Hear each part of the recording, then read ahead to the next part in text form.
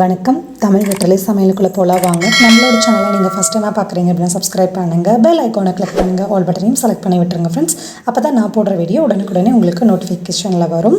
வாங்க வீடியோக்குள்ளே போகலாம். இன்றைக்கி வந்து நம்ம நல்லி எலும்பு கிரேவி பண்ண போகிறோம். நல்லி எலும்பு மட்டும் நான் வாங்கினேன் அப்படிங்கிறனால எலும்பு மட்டும் தனியாக தரமாட்டாங்க. ஸோ அதனால் கறி கொஞ்சம் நல்லி எலும்பு ரெண்டும் சேர்த்து ஒரு 400 கிராம் அளவு இருக்கும்.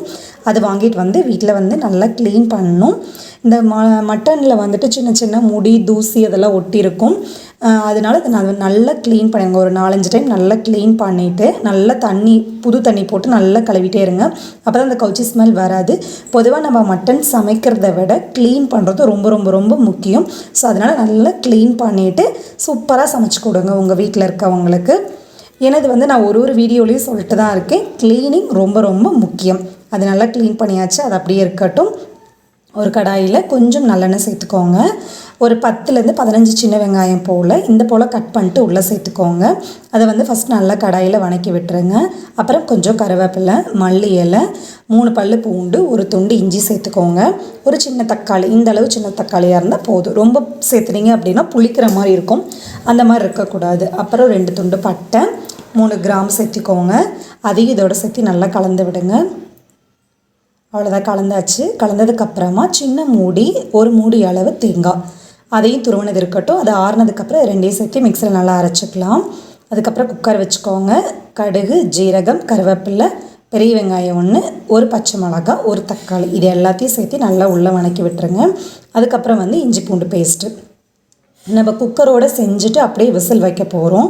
ஏன்னா எலும்பு அப்படிங்கிறனால நம்ம விசில் வச்சு எடுத்துகிட்டு அதுக்கப்புறம் தனியாக நம்ம குழம்புல போட வேண்டாம். இப்படியே பண்ணிங்க அப்படின்னா தான் எலும்பில் இருக்க ஸ்ட்ரென்த் எல்லாமே, இந்த எண்ணெய் பசை எல்லாமே குழம்புல இறங்கும். அப்போ தான் நல்லா டேஸ்ட்டாக இருக்கும், சூப்பராக இருக்கும். இப்போ வந்து இந்த கறியை வந்து நல்லா உள்ளே கலந்து விட்டுறலாம். இந்த எண்ணெயிலே ஒருக்க அந்த இஞ்சி பூண்டோட பச்சை வாசனை போகட்டும், கறியோட பச்சை வாசனையும் போகணும். அந்தளவு நல்ல ஒரு ஆழமாக ஒரு பரட்டி விட்டுருங்க. அதுக்கப்புறம் வந்து தேவையான அளவு உப்பு சேர்த்துக்கோங்க, மஞ்சள் தூள் சேர்த்துக்கோங்க. அதையும் சேர்த்து நல்லா கலந்து விட்டுறலாம்.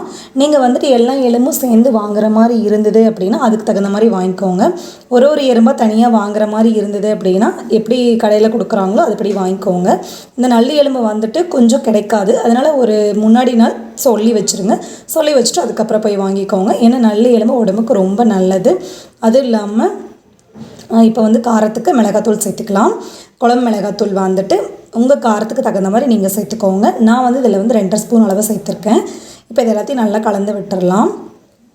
இப்போ ஹாஸ்பிட்டலில் இருந்துட்டு வர்றாங்க, டெலிவரி முடிஞ்சிட்டு லேடிஸ் இருக்கீங்க அப்படின்னா அவங்களுக்கு வந்து இந்த போல் சூப்பு, நல்லி எலும்பு கிரேவி மாதிரி பண்ணி கொடுத்தீங்க அப்படின்னா அவங்களுக்கு வந்து ரொம்ப உடம்புக்கு ஸ்ட்ரென்த் கிடைக்கும், எலும்புக்கு ரொம்ப ஸ்ட்ரென்த்து.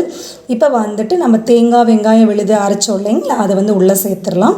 சேர்த்ததுக்கப்புறம் மிளகுத்தூள் வந்துட்டு 1 ஸ்பூன் அளவு சேர்த்துட்டு இப்போ இது எல்லாத்தையும் நல்லா கலந்து விட்டுருங்க. குக்கர் விசில் போட்டு விட்டுடலாம். 7 விசில் விட்டேன், எனக்கு கரெக்டாக இருந்தது. உங்களுக்கு எப்படி விசில் விடுவீங்களோ, கறி எப்படி எடுத்துருக்கீங்களோ அதுக்கு தகுந்த மாதிரி விசில் விட்டுக்கோங்க. மிளகுத்தூள் நம்ம சேர்த்தணும் அப்படின்னா அந்த பச்சை வாசனை அந்த கவுச்சி ஸ்மெல் வராது, அதனால மிளகுத்தூள் சேர்த்திருக்கோம். ரொம்ப சூப்பராக இருக்கும். நீங்கள் வெங்காயம் தக்காளியெல்லாம் வணக்கணும் இல்லைங்களா, அப்போ வந்து முழு மிளகாய் சேர்த்து அரைக்கிற மாதிரி இருந்தாலும் அரைச்சிக்கலாம், இந்த மாதிரி தூளாக போடுற மாதிரி இருந்தாலும் போட்டுக்கலாம். அவ்வளோதான். 7 விசிலுக்கு அப்புறமா குக்கர் மூடி ஓப்பன் பண்ணியாச்சு. சூப்பராக நமக்கு நல்லி எலும்பு கிரேவி தயாராகிருச்சு.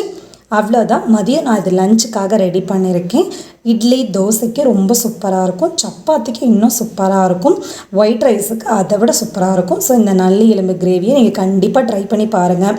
அது டெலிவரி முடிச்சுட்டு வந்த லேடிஸ் வந்துட்டு ஃபீட் பண்ணையில் அவங்களுக்கு ரொம்ப ஸ்ட்ரென்த் இல்லாமல் இருக்கும். அப்படி இருக்கையில் இந்த போல் நீங்கள் எலும்பெல்லாம் வாங்கிட்டு வந்து சூப்பு இப்படி காரம் இல்லாமல் கிரேவி மாதிரி செஞ்சு கொடுத்தீங்க அப்படின்னா அவங்க அதை சாப்பிட்டாங்க அப்படின்னா அவங்களோட எலும்புக்கு ரொம்ப ஸ்ட்ரென்த்து, அந்த குட்டி குழந்தைக்கு உடம்புக்கு ரொம்ப நல்லது.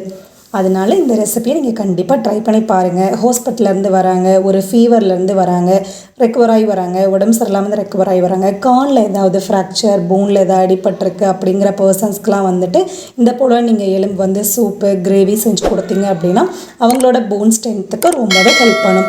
ஸோ ஈஸியான இந்த ரெசிபியை நீங்கள் கண்டிப்பாக ட்ரை பண்ணி பாருங்கள். எப்படி இருக்குன்னு சொல்லிட்டு கமெண்ட் பண்ணுங்கள். நம்மளோட சேனலுக்கு சப்ஸ்கிரைப் பண்ணுங்கள். தேங்க்யூ.